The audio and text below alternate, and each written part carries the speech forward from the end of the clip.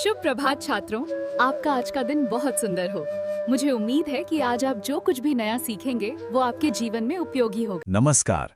आज हम एक बड़ी ही दिलचस्प और हमेशा से चली आ रही चुनौती को समझने की कोशिश करेंगे, यानी सबके कानों को खुश कर पाने की वो दुर्लभ कला। तो चलिए सीधे मुद्दे पर आते हैं। क्या ये वाकई मुमकिन है कि हम अपनी बातों से हर किसी को खुश कर पाएं? ये एक ऐसा सवाल है जिससे हम सब कभी ना कभी जरूर गुजरते हैं। अब इस सवाल का जवाब ढूंढने के लिए हम चलेंगे 20वीं सदी की शुरुआत में लिखे गए एक संस्कृत निबंध की ओर। इसे लिखा है संस्कृत के विद्वान पंडित चारुदत्त शास्त्री ने, और ये निबंध हमें एक बहुत ही गहरा नजरिया देता है।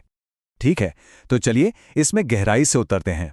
हमारा पहला पड़ाव है वाणी की असंभव कला। यहां हम ये समझेंगे कि आखिर हर किसी को खुश करना इतना मुश्किल माना ही क्यों गया है। देखिए, इस निबंध का जो शीर्षक है ना, वही इसकी पूरी कहानी कह देता है। सुदुर्लभा सर्व मनोरमा वाणी। इसका मतलब है एक ऐसी वाणी, एक ऐसी बात जो सभी को पसंद आए, वो बहुत ही दुर्लभ होती है। और यही हमारी पूरी चर्चा का केंद्र है। लेकिन सवाल यह है कि ऐसा है क्यों? चलिए इसका पहला कारण जानते हैं हमारे दूसरे हिस्से में, अलग अलग रुचियों की दुनिया। इंसानों की पसंद में जो फर्क है वो इसका सबसे बड़ा कारण है। निबंध में एक बहुत कमाल की लाइन है, विचित्र रुचिरेयम संसारः, यानी ये दुनिया तरह तरह की पसंद वाले लोगों से भरी पड़ी है। सुनने में ये बहुत सीधी सी बात लगती है, लेकिन इसका मतलब बहुत गहरा है। इस बात को और अच्छे से समझने के लिए निबंध बताता है कि एक ही परिवार में, एक ही माहौल में पले बढ़े लोगों की पसंद भी एकदम अलग अलग होती है। आप जरा इस पर नजर डालिए, ये बहुत दिलचस्प है। किसी को मीठा खाना पसंद है तो किसी को खट्टा, कोई कविता में डूब जाता है तो किसी के लिए गणित ही सब कुछ है, कोई वीरता की कहानियां पसंद करता है तो कोई दुख भरी। मतलब हमारी पसंद कितनी अलग अलग हो सकती है ना? अच्छा, अब मामला और भी पेचीदा हो जाता है। चलिए तीसरे हिस्से में चलते हैं, विभिन्न श्रोताओं से संवाद। क्योंकि बात सिर्फ पसंद की नहीं, सुनने वाले के मिजाज की भी है। निबंध में सुनने वालों के कई प्रकार बताए गए हैं। जैसे जो समझदार लोग हैं उन्हें विनम्र और सीधी बात अच्छी लगती है, वहीं एक आलसी सेवक को शायद प्रेरित करने के लिए कठोर शब्द बोलने पड़े। कोई जलनखोर इंसान है तो उसे दूसरों की बुराई सुनने में मजा आता है, जबकि एक नेक इंसान को निंदा से नफरत होती है। और कुछ तो ऐसे भी होते हैं जो ईर्ष्या में इतने जलते हैं कि उन्हें काम की सलाह भी बर्दाश्त नहीं होती। तो यहाँ सबसे जरूरी बात यह है कि जब सुनने वाले इतने अलग अलग स्वभाव के हैं, तो एक ही तरह की बात या एक ही लहजा भला सबको कैसे खुश कर सकता है? ये तो नामुमकिन है। तो अब एक सवाल मन में आता है, और यहीं से हमारी ये चर्चा एक नया मोड़ लेती है। हमारा चौथा खंड है मौन की दुविधा। सवाल ये है, अगर अपनी बातों से हर किसी को खुश नहीं किया जा सकता, तो क्या इसका मतलब ये है कि हमें बस चुप हो जाना चाहिए?